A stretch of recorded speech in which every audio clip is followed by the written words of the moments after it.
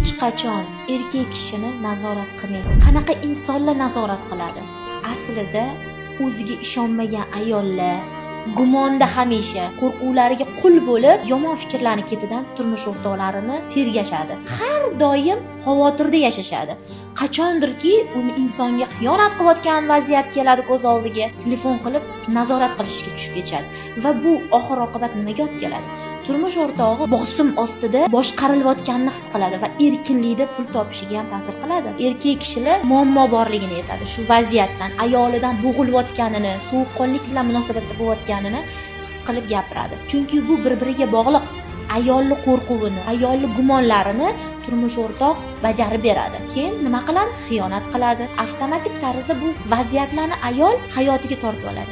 Erkinlik ber, 100% ishon, gumonlama, Allohga topshir. Ana o'shanda 100% turmush o'rtog'i ham bunga munosabati o'zgaradi va xotirjamlikda pul topishni boshlaydi va daromadida ham o'sish bo'ladi bunaqa erkaklar.